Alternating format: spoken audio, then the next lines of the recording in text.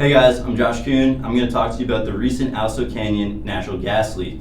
Natural gas is an odorless hydrocarbon that can be stored in a number of different ways. It is most commonly held in an inventory underground under pressure in three types of facilities.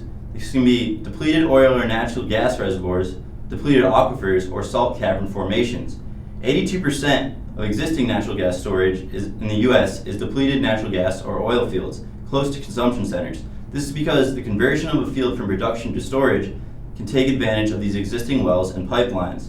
Underground natural gas storage provides distribution companies and producers with an inventory management tool, seasonal supply backup, and access to natural gas needed to avoid imbalances between supply and demand.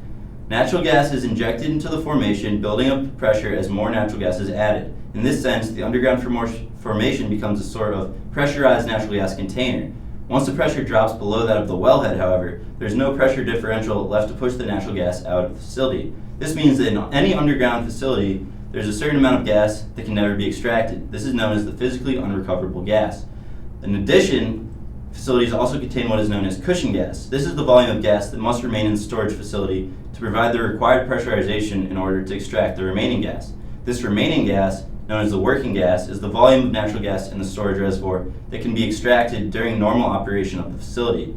This is the natural gas that is being stored and withdrawn. The capacity of the storage facility normally refers to this as the working gas capacity.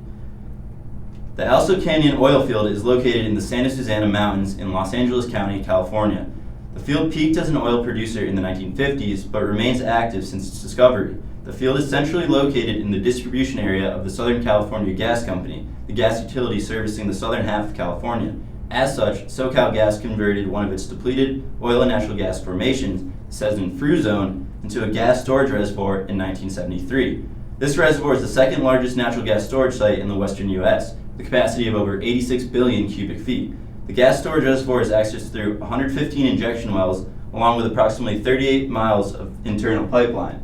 Active injection wells are seen here in orange, and active oil wells in black. On October 23, 2015, a massive leak began, releasing an estimated 1 million barrels per day. The source of the leak was a breached casing of the injection well Sesnan 25, about 500 feet down. This well was drilled in 1953, and interestingly, it initially had a safety valve, which was removed in 1979 because it was old and leaking. Because the well is not considered critical, the valve was removed and not replaced. Another reason for the casing failure may have been gas flow, not just through the tubing, but also through the casing in order to meet the demand of the customer.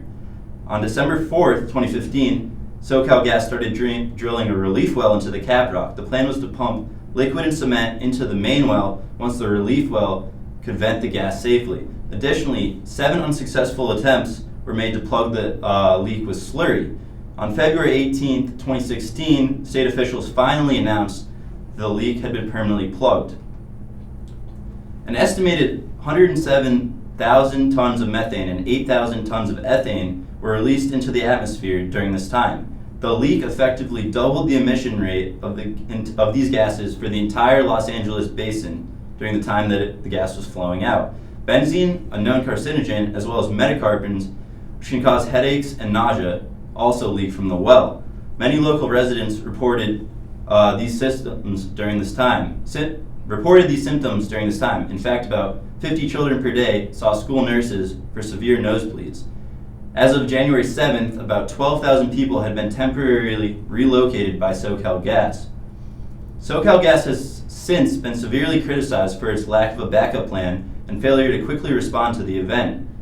The Center for Biological Diversity even said, "The state has known for years that aging natural gas infrastructure was a disaster waiting to happen, but officials mostly ignored these risks."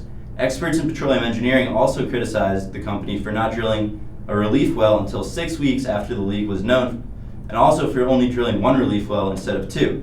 Los Angeles County has since filed criminal charges against SoCalGas. These charges include 3 counts of failing to immediately report the leak following the detection, and 1 count of discharging air contaminants. The leak was not reported until 5 days following its detection. The Aliso Canyon gas leak carbon footprint is said to be larger than the Deepwater Horizon leak in the Gulf of Mexico, and is the largest natural gas leak in the history of the United States. This coming at a time when new measuring technologies and research suggest that the U.S. and other countries emit more methane than previously believed.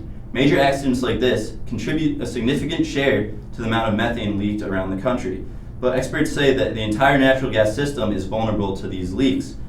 Bottom line is that after seeing this event, and with this new data presented about emissions, the U.S. can and must do more to control the natural gas pollution.